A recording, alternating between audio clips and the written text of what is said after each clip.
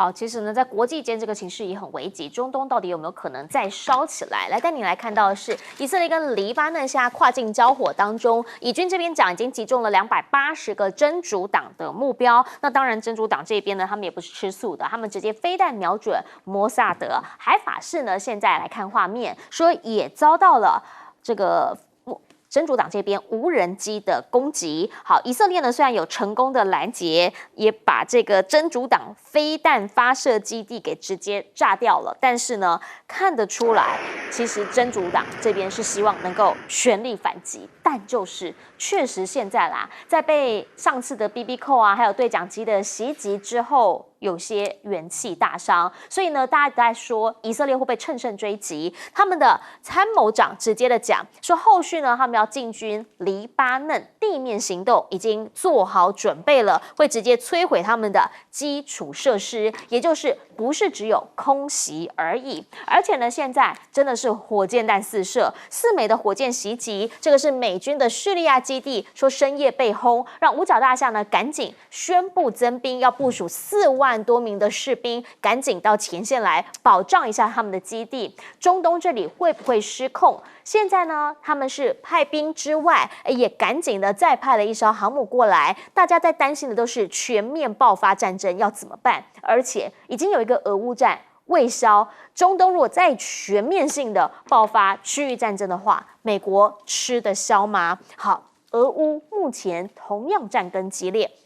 俄军呢，在讲了，他们又拿下了顿涅茨克的2个村庄，而且呢，他们在乌军的这个乌东重镇这边激烈的交火，其中呢有一个是什么？是胡利达尔，这个呢其实是在比较靠近东南方这样子的一个地方，这边呢也算是他们一个关键城镇，说不到24小时就已经崩防了，所以现在要大家呢做好心理建设，叫做随时都有可能会陷落。对于百姓来说，这样子的一个谈话，真的心里面会有很大的波荡。好，可是要怎么样安民心，就是要告诉所有的百姓，我们有后援。来看到目前人呢，在这个美国的泽连斯基，他已经有新的收获了。布林肯宣布，即将要再给他们新一轮的军事援助，好，包括先前有用到集束炸弹海马斯之外，第一次的 F-16空对地导弹 AGM-154，所以有可能也要直接提供给乌克兰。什么时候会送到不知道，但现在说要给他们这样子一个新的空对地的导弹。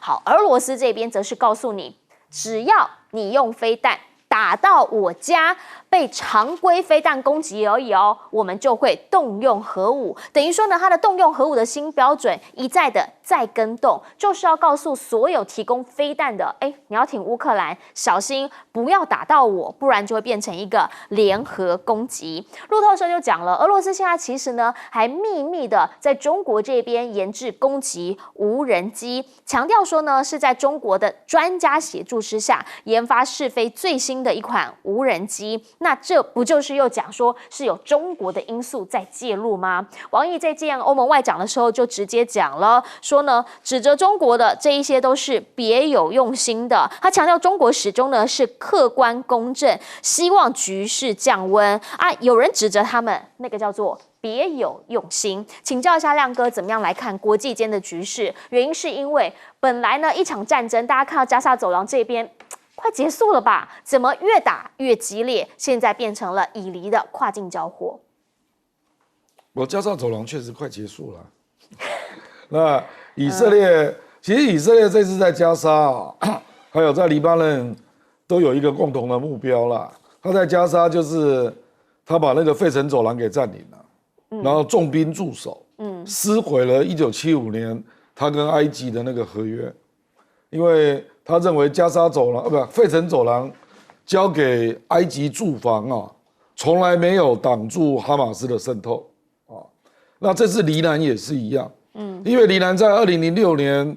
以色列没有打赢嘛，结果就把黎南交给联合国维和部队。是，那以色列在抱怨说，联合国维和部队到现在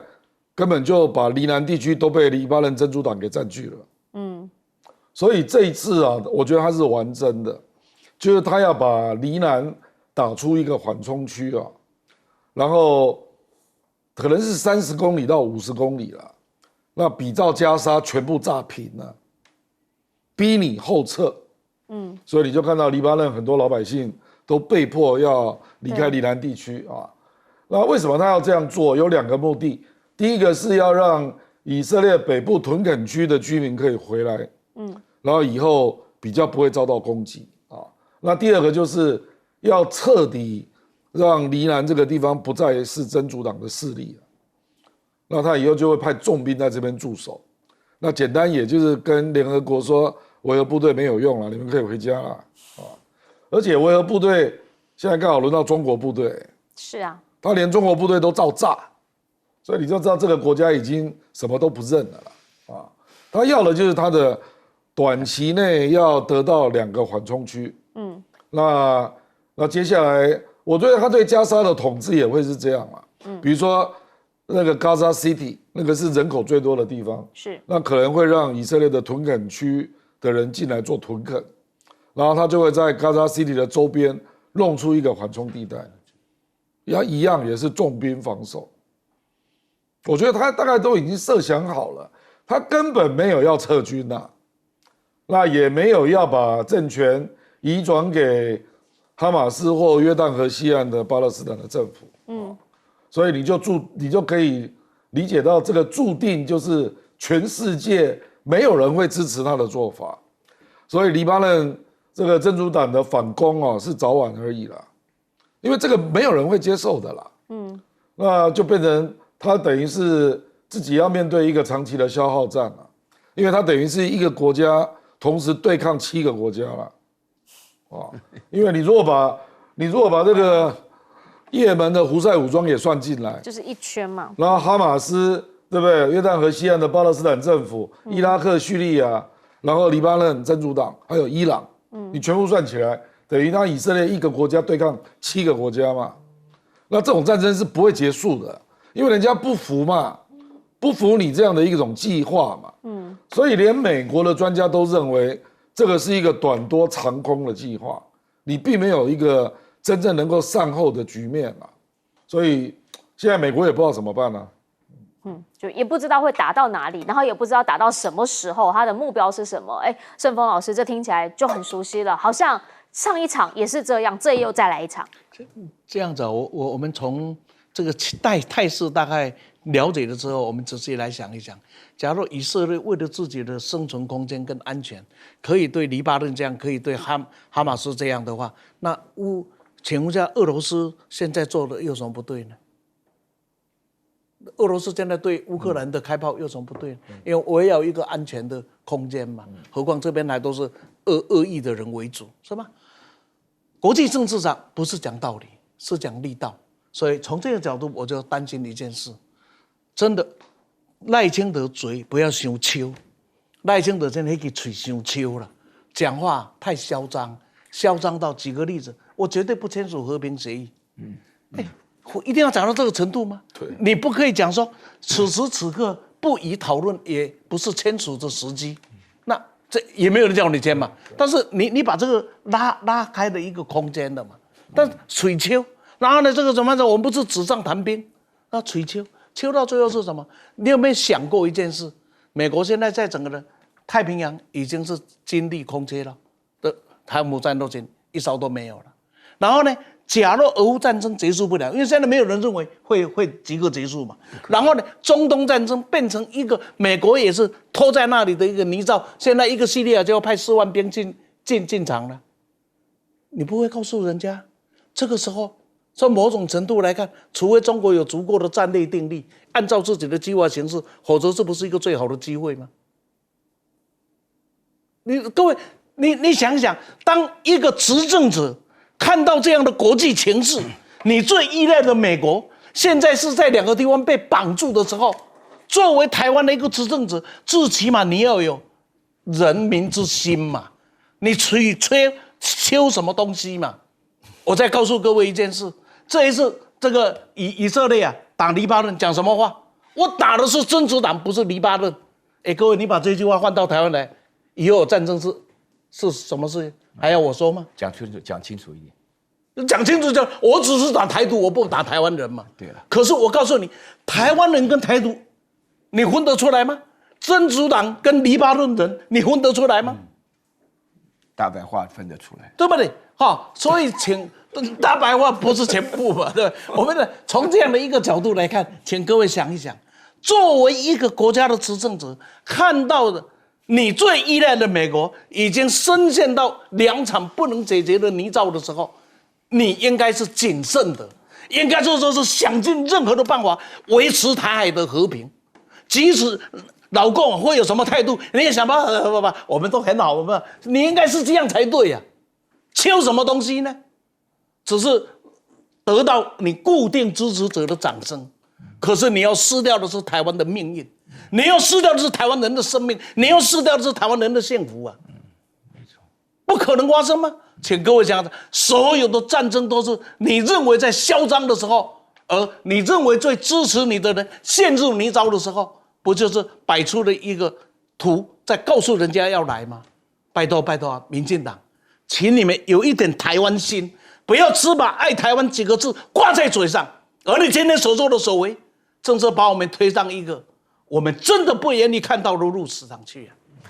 好，毕竟现在在世界上2场战争正在进行当中，而且这2场战争呢看起来没有要停歇。来请教一下苑老师了，因为呢现在在俄军这边的状况也是一直在打，而且呢是越打你就发现它越打越扩，越打越过去，越打越过去。现在呢它甚或的看到了美方这边又在要给导弹，而且是 F-16的空对地导弹的时候，他直接告诉你，你炸到我这边，我的核武都准备好了，动用的标准一直在更动，您怎么看？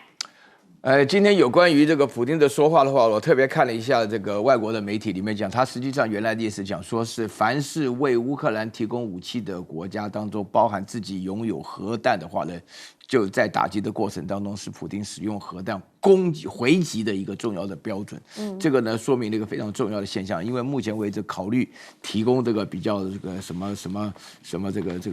这个风暴之影啦，或者说美国的这是什么陆军的远程导弹什么的，英国跟美国都是有核弹的国家嘛，所以普京讲的话，司马昭之心，路人之直啊。那他自己讲的非常清楚，就是说针对于这个情况，目前的情况在俄乌之间的冲突的话呢，因为我们没有实际上在战场啊，不过我得到的听到的消息的话呢，第一点的话呢，是乌克兰这边本身的话呢越来越惨。这边也提到了，就乌克兰的前国防部长讲到，为了民心士气，那乌克兰本身来讲的话呢，人数的话4000多万人，现在的话在长达2年半的消耗当中，虽然表现的令人刮目相看，但是实际上跟俄国之间硬杠的话呢，终究是不行的。然后另外的话呢，就是说是那个目前俄罗斯的策略的话，就是一方面在等美国的大选，另外一方面的话呢，在这个等大选期间的话呢，加强攻势，目的的话呢是为了不只是顿巴斯地区啊，反正我想跟大家强调一个原则了，就是说是要上谈判桌之前的话呢，就是没有用炮弹说话的话呢，上谈判桌是没有用的啊。反正是普丁本身就是这个态度了啊，反正打到哪里的话呢，他这个地都不会还给你的啊，就是说他借这个机会，大家知道可能要停火的，但不会有和平的啊，这个大家要注意。然后第3点的话呢，我们要了解。国际政治啊，没有道德的啦，用实力说话了啊！以色列呢，这一次呢，他用实力说话呢，先打这个哈马斯，哈马斯根本就不是对手，原来就是个大监狱，围起来打，跟让你出去几个人去我们这边打工，这不一样的意义。但是这个真主党的情况，2006年的时候，18年来啊，为什么当时以色列愿意接受联合国的调停？主要的原因就是他有实力啊。18年来啊，真主党已经变成了黎巴嫩的一个合法的党派。18年来，伊朗这边提供了武器，据说他自己光是今天还发了一份，就是说是 ballistic missile， 就是说弹道飞弹啊，就他什么武器都有。我今天看到的消息里面讲说，真主党的话呢，极有可能跟以色列之间的话，会让以色列非常麻烦。请大家记住啊，一个2万多平方公里的地方的话呢，800-900万的人口啊，要长期来讲的话呢，啊，刚刚这个亮哥讲说7国不是7国7方啊，7方开战的这种结果能够拖多久啊？我其实都蛮怀疑的。就是说，我觉得以色列本身来讲的话呢，它有个承诺，因为领域的关系啊，有的时候呢遇到了以前邀请过不少以色列的哲学家啊到我们台大来演讲的时候呢，他们都讲了，就是说他们一个非常重要的观念，就是以色列的安全绝对是第一位，因为以色列一次都不能输。啊，因为以色列累积的仇恨已经恨到，就是说输了一次，基本上就完全，我都不敢想会是什么结果。所以说，以色列在打仗的时候呢，绝对，而且不能听别人调停。那2006年的时候呢，18年前的那个调停，对他来讲的话，是一个失败的策略，是一个软弱的策略。然后这个情况下，如果大家仔细看得到以色列的内部的民意调查的话，其实纳坦雅胡做的是越做越稳哦。为什么呢？因为呢，在以色列的目前的情况下来讲啊，他们实际上在自己的单方面，因为我们会觉得说以色列好像是美国管控不了，实际上大家要搞清楚，以色列不是美国管控不了，是美国的有利人士是支持以色列这个做法的啊！以色列今天敢这么嚣张，敢这么大动作来做，我现在想起来一件事情非常重要，为什么传呼机？为什么这个对讲机都会发生这种远端控制的？就是会让你感觉到说你没有办法能够这个没有办法能够这个用这个无线通讯，所以一定要面对面，对不对？面对面就是活靶子啊，才会打得这么狠啊！就是2天内死了500多人，是2006年的话打了一个多月的战争的1半人数啊。但是呢，这里头有非常多的平民百姓，也有很多的妇女，还有小朋友，大家都不希望有战争。好，其实呢，在这个美洲这一边，他们现在的状况是什么？他们现在的状况是，政界如战场，因为差一个不小心，你真的就直接下台鞠躬了。这一位加拿大执政自由党现在呢是成功的否决不信任动议。好，因为呢他们是内阁制嘛，好，所以现在杜鲁道确定了可以留下来当总理了。好，可是呢你也必须要理解，他只是暂时的留下来，因为现在在加拿大这边，大家就是对于物价上涨、住房危机非常非常的不满，甚至呢，如果是你要再投一次，会不会赢？大家也不知道，因为他们打算要再来一次。甚至就最新的民调发现，反对党呢目前是43%的支持度，至于杜鲁道他的所属政党自由党呢，则是21%啊。这个投下去，如果说呢他的朋友们没有支持他的话，他真的很有可能会被翻盘。只是杜鲁道也是跟老师刚刚讲话一样，就是他那个嘴巴就是没有办法放软，还是很硬。什么意思呢？他去节目上头说，其实你们现在在抱怨，你知道吗？我们比美国好太多啦，大家不要把对生活的挫折感发泄到我身上。他说我们比美国更积极。你不去看看美国人不常我们这边买便宜的药品吗？他们要是有全民医保的话，那就容易多了。我们比美国好多了。可是这样讲，你觉得大家真的会感受比较好吗？像美国人听了反而不开心嘛。美国政界人士下呢，就反强迫劳动失败问题来向加拿大这边进行施压了。最主要的原因就是因为他们拿出一个数字出来，说你们没有履行新北美自由贸易协定啊，那所以你要是真的把这些，比如说都零关税等等的话，你确定你还会这么好吗？另一个是什么？是你现在要搞清楚你的对象是谁啊？比如说啦，美国人他们现在有人直接讲阿肯色州的州长，他说我认为中国是最大的威胁，所以呢，我要驱逐不忠诚的中企。这位是川普时代的白宫发言人，他说他要成为第1位驱逐中国中企的美国州长，不要让中国国企来这边买卖开发他们的土地，已经到了这个田地了。而中方这边呢，现在有一个最新的动作，就是他们针对了 CK 母集团来进行相关的不可靠实体清单调查，原因是因为呢，他们认为对方在缺乏事实的情况之下，违反了正常的市场交易原则，在抵制新疆棉花。王毅直接的讲了，说这个呢，少数国家借新疆问题在攻击抹黑中国的人权状况，他们必须要就此来有所回应。讲到了新疆，其实新疆线下是有蛮多的基础建设正在非常快速的发展当中，进行了环铁。这个呢，就是通车2周年第一次应用装配式的桥墩技术，叫做千里一根轨。好，什么意思呢？它是有点像盖积木那样子，就是它在其他地方先盖好了构件，然后到现场之后呢，就像搭积木这样子，很快速的把它给组装起来。说是在中国的铁路上第一次的运用。那现在呢，如果说环铁就是跟南疆线牵起来之后，全长是有2712公里，可以绕塔克拉玛干沙漠，变成一个闭环。那这个呢，就是以后1700公里，除了说呢，你在这个相关的商业应云啊，或者是货物应云啊，或者是观光等等的，这个都是蛮厉害，以及呢，它能够让它到得了，让它到得了很重要。为什么？因为你的市场就会慢慢扩张。来看到的是乌鲁木还有曼谷的这个天山号，是国际冷链的数位班列，现在呢进行了首发。在新疆这边呢，比如说你以前有种葡萄，你可能送不了太远，因为葡萄送太远它可能承受不住。好，现在呢，因为有了这个冷链系统，它可以直送到泰国曼谷，通关时间呢也压缩了将近有30%，甚至现在的辣椒引起丰收，也会造就一个新的一元大产业跟商机。现在这些辣椒可以往外送出去之后，可以去哪里？可以去日本啊、韩国啊、澳洲啊、泰国啊、西班牙这些海外市场，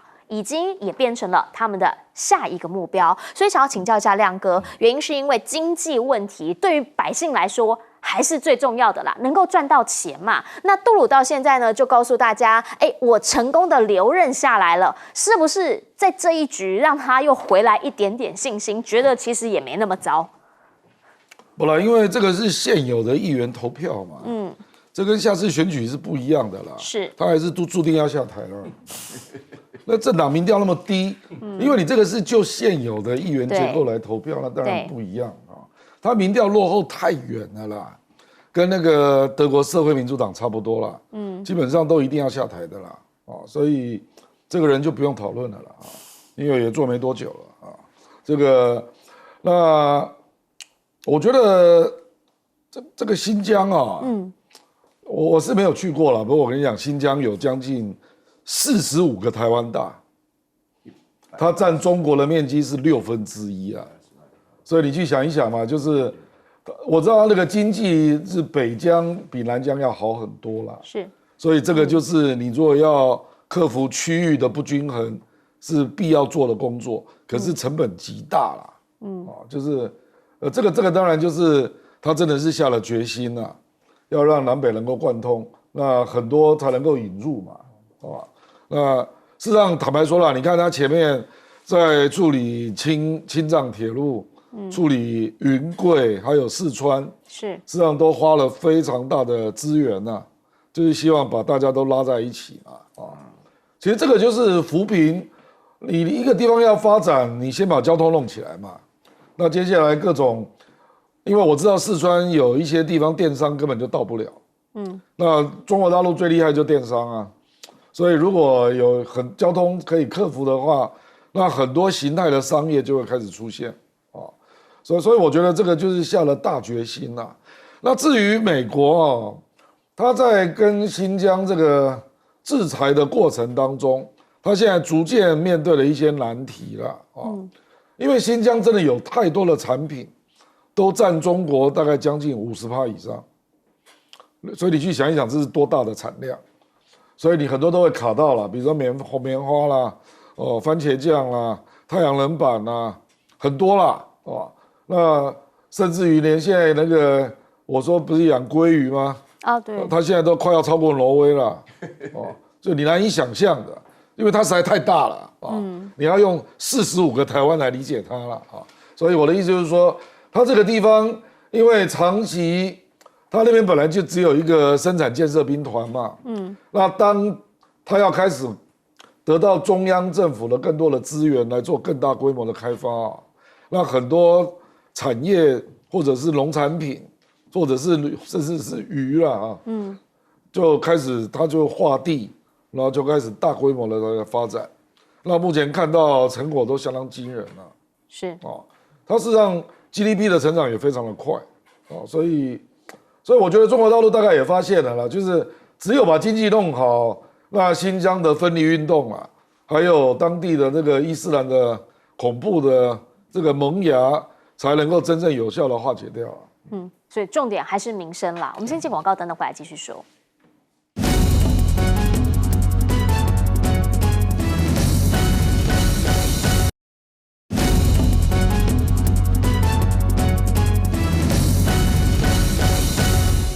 我们再说啦，这个民怨从哪里来？通常是从民生的感受而来。好，加拿大杜鲁道说：“你可以给个比况嘛，问这后盖怎样？”可是问题是你再看看新疆现在的一些状况，那个真的是没比较没伤害。请教盛峰老师。是这样子啊，就是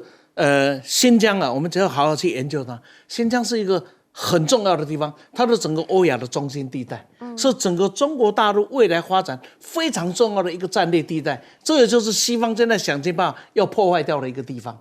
可是新疆这几年的变化超出各位很大很大的一个想象。时间的关系，我总结着把它给总结的来看。第一个呢，它在整个的做法里面的维稳是第一，因为假如不稳定，那一切都出问题。可是呢，假如只有维稳，那是不成功的，那就是高压嘛。这第二个，它进行一个新的，我把它叫做这个改土归流。这中国政治上一直做改土，就是说让这一个新疆的维吾尔族人，还有其他的哈萨克人，什么各种种族人，能够跟汉族大家一起，能够在一个平等的地位上，生活条件、做的一切能够一样，这改土归流。第三个呢，就是全力进行的建设。第四个进行的发展，像2000公里的铁路，从商业价值来看，从人的运输根本就不止。可是它经过了那几个小站了，经过那几个小镇，所有的生活全部翻天覆地的改变。所以从经济效益是不合算，但从战略教育啊，它都改变了。这个时候发生了哪些改变？我简单的提供给各位做参考。比如说，过去新疆产生的棉花，那么要怎么办？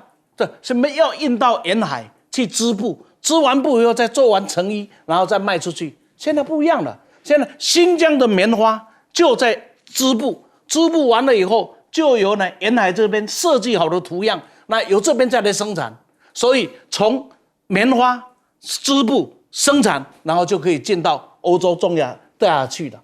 那这一来以后，就出现了一个问题，就是棉花的价格本来是没有竞争性的。因为它用大量的人工啊，这个从甘肃啦、四川啦来大量的人工来，现在是用机器来采收。可是过去的机器全部控制在美国啊，叫做江地的，就是那个强路公司的手上，那贵得不得了。所以呢，即使用机器采收还是不行，价格还是被西方控制。现在所有的采棉机全部是国产货，这一来以后啊，就美国来讲，这个里面就出现了一个大的状况了。所以这一个呢，美国也好希望在这里会做了这么多的动作，是因为他们在新疆的利益被替代了。第二个，他们想在新疆来控制这一个欧亚中心的意图啊，现在是不成功的。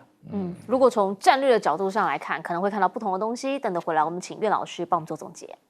好。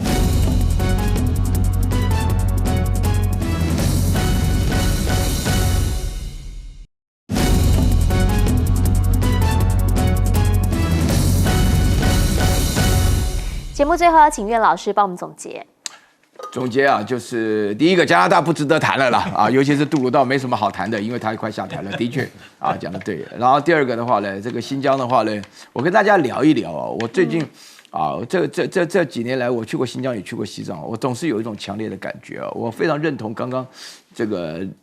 盛峰兄所讲到的，就是说这个维稳之后啊，一定要让人民能够感受到安定富足、社会平等、共同富裕，这个是一个重要的一个发展的原则。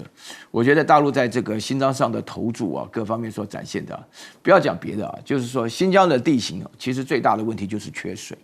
塔克拉玛干沙漠的话呢，这个环沙漠的这样子的一个铁路中所展现出了一个决心跟勇气。那西方国家他们不了解，他们始终认为长得又不一样，宗教不一样，很好作为一个这个搞乱中国的敲门砖。实际上，中国本身在这边投注了非常多。我觉得新疆不管是在矿产上，在农产上，甚至于在观光上，在各方面来讲，都是一个非常值得大家去了解这个情况。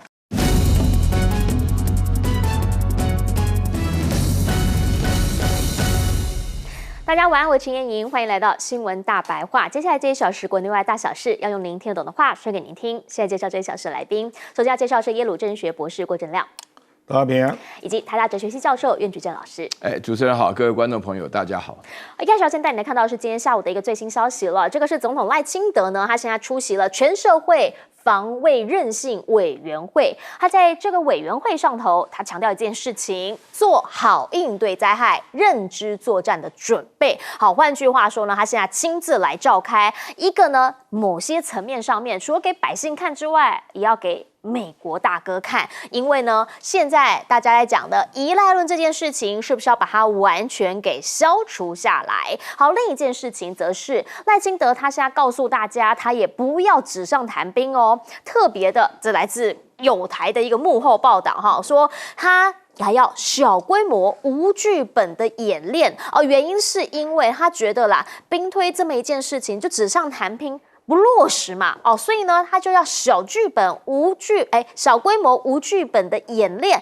让他更有感受，这是真的在做训练。好啦，可是现在这样子的一个抗中保台，不是只有说在台湾这边做好认知作战的准备，还有什么？还有要亲自的来到美国这边来发声，因为呢，他就录了一个影片，然后呢，就直接讲标题。演讲登纽约，谴责中国扭曲联大2758决议。这里面讲的就是说呢，哇，联大在召开，他呢也来到这附近来开了一个演讲，然后呢跟大家来说这一些的讯息，特别录了影片。只是呢，这个影片其实呢是在一个非营利组织的相关峰会，他每一年呢都会有这样子的一个峰会。然后呢，大家也在讲，他最近好像很常这种影像走出国外，先前不是也告诉大家什么在挪威的全代会上面全英文致辞，结果后来发现是挪威的第7大党，大家就开始在讲这样子的一个国际观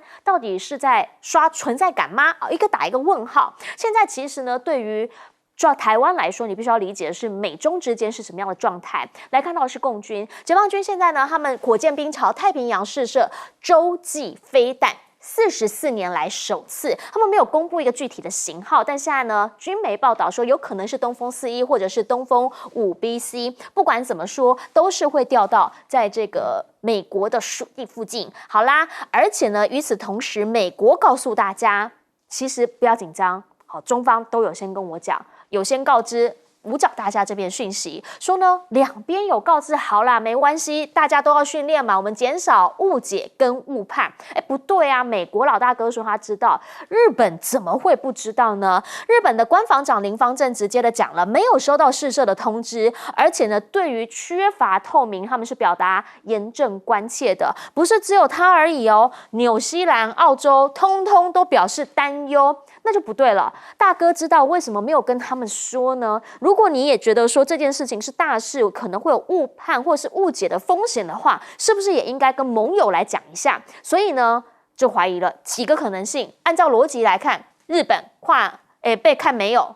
中国故意不告诉他，又或者是中国有告知美国，美日情报虽然共享，但是美国却不告诉日本，这个又是一种咯。还是根本美国其实也不知道，只是后来看到有消息，赶紧说，其实我们有收到通报，到底是哪一种情景呢？原因是因为现在看起来，在中日之间彼此还是有所。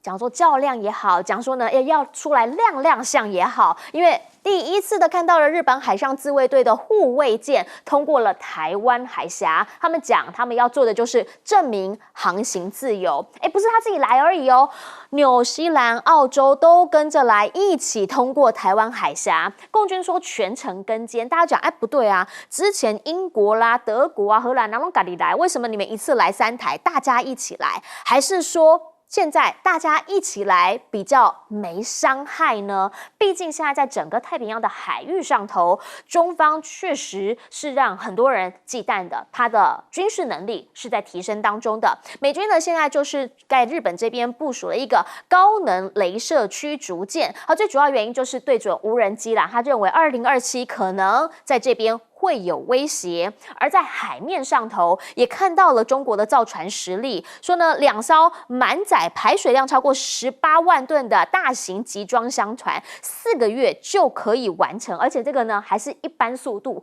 不是全力加速。甚至呢在中东这边看到了美军现在呢看到人家造舰这么快，可是他们的唯一油舰竟然还搁浅进水，让林肯号的这个航母打击群可能因此而断油，赶紧来看看民间有没有谁可以来帮忙。这一些讯息大家一路看下来，就会在说美中之间现在的状态到底跟以前我们的认知一不一样。好，可是亮哥，这个呢跟我们先前对他的印象是一样的，赖清德亲自的来到全社会防卫韧性委员会讲话，告诉大家做好准备，做好认知作战的准备。我这个没什么，这个是对总统府的辖下的委员会演讲嘛，那另外都是对外讲嘛，实际上也包括联合国大会之前大概会做很多有关275报告决议的类似的宣传嘛，不过这个都不会有结果啦，而且可能都只有台湾在登啊，实际上所有的人都在关注是飞弹的事情啊，这个飞弹事实上它的意义非常的复杂，是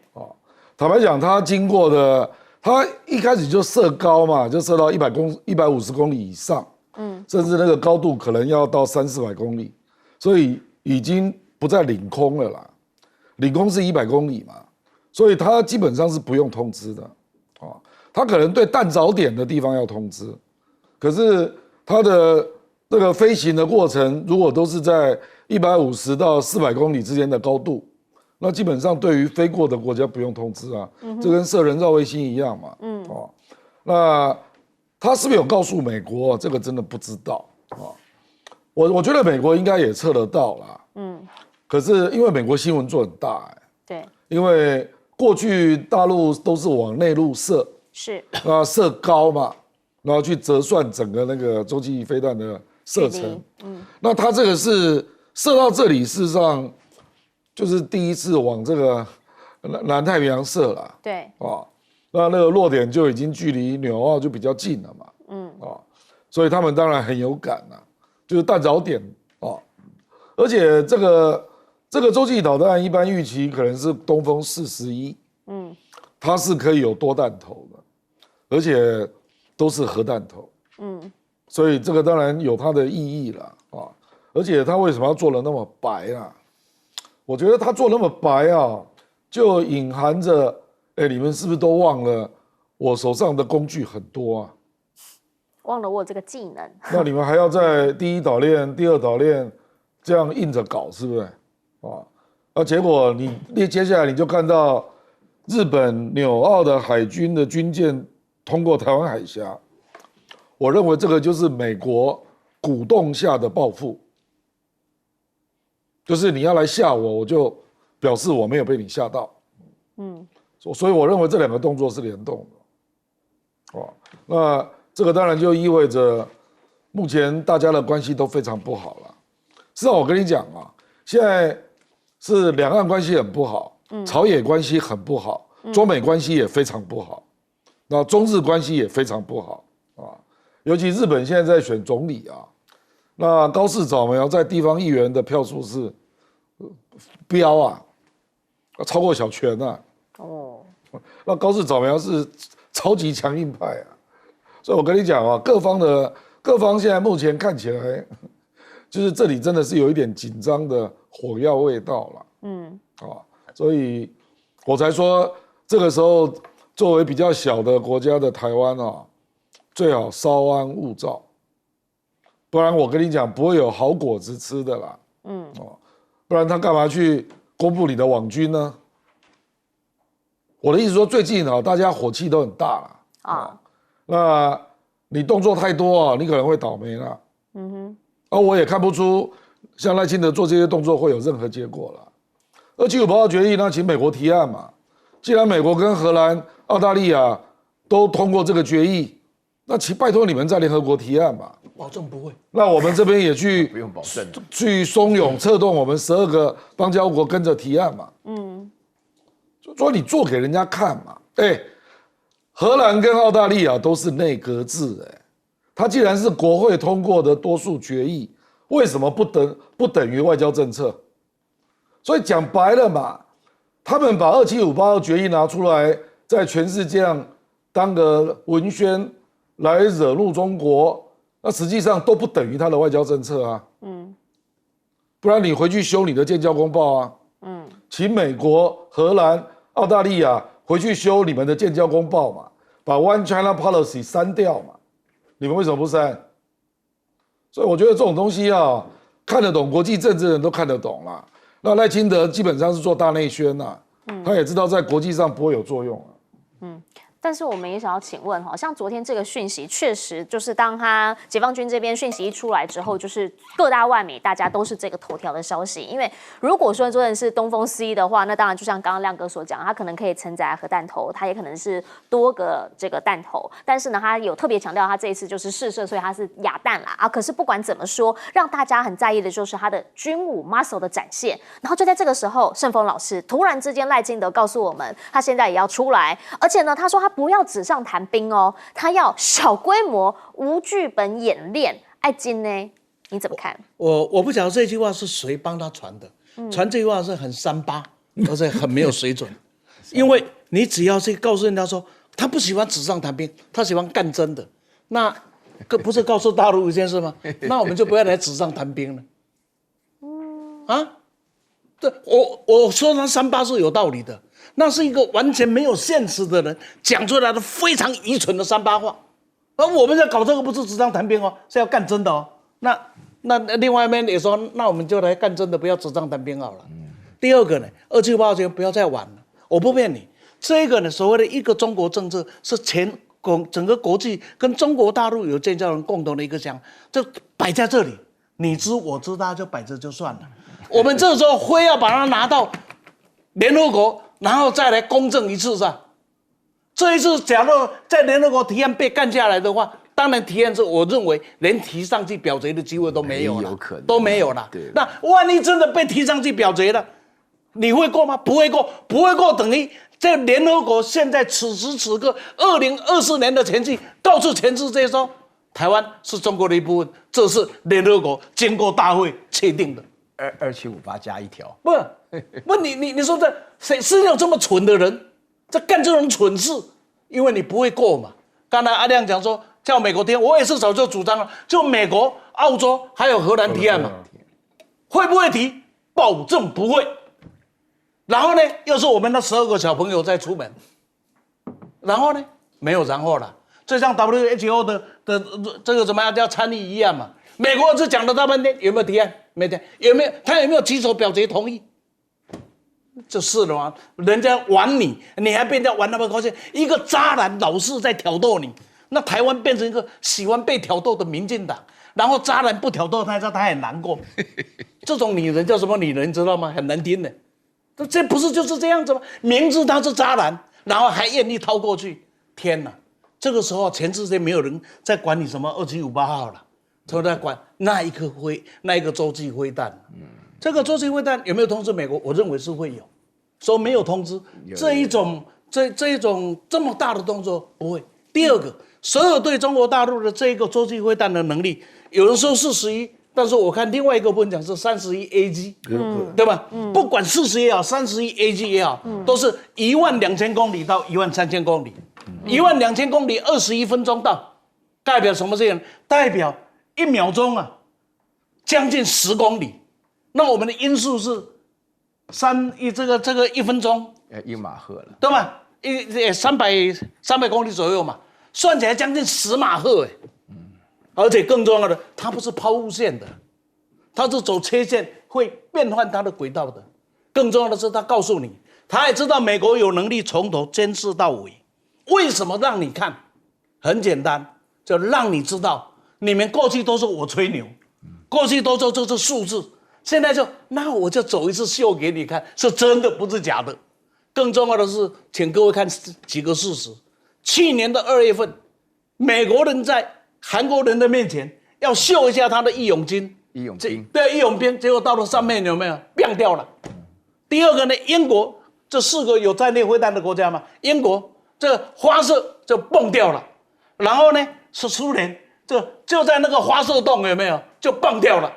这个时候中国大陆做这件事情，某种程度也告诉美国说，不要以为只有你有核检的东西，我是有不是陆基的，我是移动的，我是不必依托的，我是用超音速的，而且是切线式的，而且明白的让你看到尾，我不是假的。这个从某一个程度来看，让世界重新回到恐怖平衡当中，不要以为你是老大。那至于那几艘今天经过台海有没有，你就把它当作游戏，总是要有人出来跑龙套嘛，跑龙套了，我们就把它当了就算了。请教一下岳老师怎么看？局势非常的危险。这个昨天的这个弹道飞弹的试射，其实不是一个单纯的试射而已，它其实是一个，也不是单纯的秀肌肉啊，它是整体的。我觉得我这边要大家整体来讲，就是说，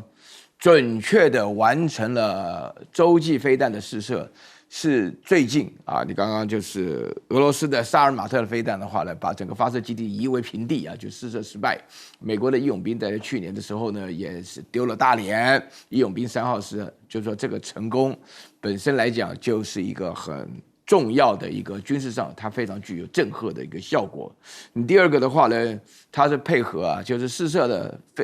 飞弹到了地点，辽宁号已经在那边了。啊，这个的话表示说是从这个海上、陆上以及加上这个整个飞弹的话联系在一起的话，12000公里的距离，辽宁号准确的在那边等着，把的所有试射后的结果就回收了。然后第三个，这个洲际飞弹本身的话呢是可以带核弹头的。然后因为这个缘故啊，所以回答你的问题啊，就俄国跟美国都通知了，因为他们是联合国的五常，联合国的五常是有发展核弹的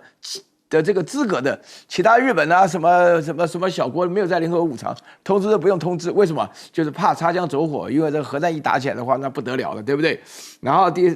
接下来的话呢，就是说是讲到这个非常重要的，就是说整体来讲的话呢，中俄联手在这个鄂霍次克海，就是说是在介于这个库页岛跟这个北海道中间的海峡的穿梭演习，也同时是这件事情。另外的话呢，发射的地点位置的话呢，可以看得出来，就是首次啊，这是不但是44年来的第一次，而且是首次的话呢，是从陆地朝大海发啊，就从广东那边的话呢，发到哪里呢？啊，发到那个到夏威夷的南部。啊，那它这个震慑的意味非常明显。那另外的话呢，在海洋上的力量的话呢，啊，也是抢到最近菲律宾啊，还有这个整体而言呢，刚刚这个亮哥讲的非常对啊，关系非常不好啊。大家要想到啊，关系不好的话，不战而屈人之兵要靠什么？要靠实力啊。止戈为武的话，你要止戈的本领，你要展示自己的武术之前的话呢，你自己的武力要非常强大。大陆这是一个非常重要的展示啊，而且的话呢，告诉你说，不但是这种洲际飞弹呢，就连小型的，叫做对台湾的那种网军啊，也抓得紧紧的。我自己都很怀疑，我看到那3张照片啊，搞不好是看到你的时候都拍下来的结果啊。那时候它里面其实展示的结果，我认为啊，有网军不稀奇，被人家拍成这个样子，讲到自己是没有退伍的现役军人，这个是一个非常值得紧张小心的。你还要什么搞这个什么全民防卫网啊什么的，这个目前为止的话呢，确实是情势非常危急。